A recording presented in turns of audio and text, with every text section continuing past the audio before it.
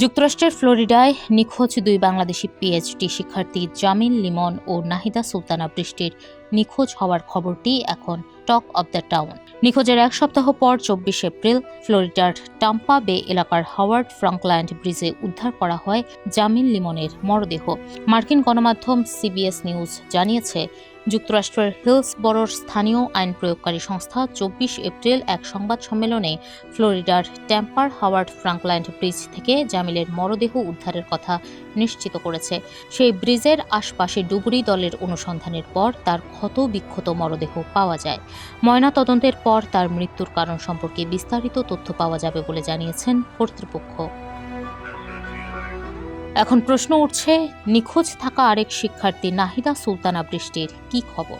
বৃষ্টির ভাই জাহিদ হাসান প্রান্ত সামাজিক যোগাযোগ মাধ্যমে দাবি করেছেন, পুলিশের পক্ষ থেকে তাকে বৃষ্টির মৃত্যুর খবর জানানো হয়েছে।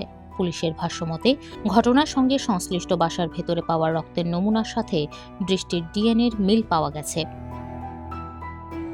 তবে বৃষ্টির ভাই এই তথ্য জানালেও যুক্তরাষ্ট্রের আইন প্রয়োগকারী সংস্থা বা সংশ্লিষ্ট কোনো দাপ্তরিক সূত্র থেকে আনুষ্ঠানিকভাবে এখন পর্যন্ত তার মৃত্যুর বিষয়টি নিশ্চিত করা হয়নি।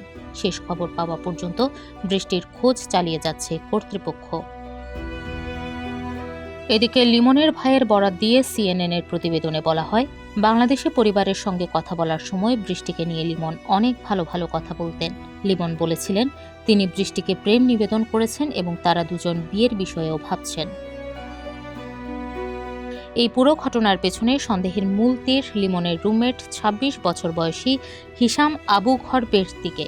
পুলিশ জানিয়েছে, নিখোঁজের অভিযোগ পাওয়ার পর তদন্ত শুরু হয় এবং এক পর্যায়ে হিশামকে জিজ্ঞাসাবাদ করা হয়। শুরুতে সহযোগিতা করলেও পরে সে তদন্তে বাধা দেয়। ২৪ এপ্রিল তাকে গ্রেফতার করার সময় পরিস্থিতি ছিল অনেকটা সিনেমার মতো। বাসার ভেতর দরজা বন্ধ করে অবস্থান নেওয়ায় পরিস্থিতি সামলাতে সোয়াট টিম এবং মধ্যস্থতাকারীদের ডাকতে হয়। গ্রেফতারের সময় হিশামের বিরুদ্ধে মারধর, বেআইনিভাবে আটকে রাখা, প্রমাণ নষ্ট করা এবং মৃত্যুর খবর না জানানোর মতো গুরুতর সব অভিযোগ আনা হয়েছে। আদালতের নথি বলছে, ২০২৩ সালেও তার বিরুদ্ধে সহিংসতার অভিযোগে মামলা হয়েছিল এবং তার উপর নিষেধাজ্ঞা ছিল।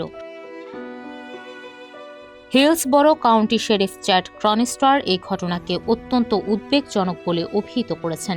তিনি জানিয়েছেন, এটি পুরো কমিউনিটিকে গভীরভাবে নাড়া দিয়েছে। জামিল লিমনের ময়নাতদন্তের প্রতিবেদন পাওয়ার অপেক্ষায় আছেন তদন্তকারীরা।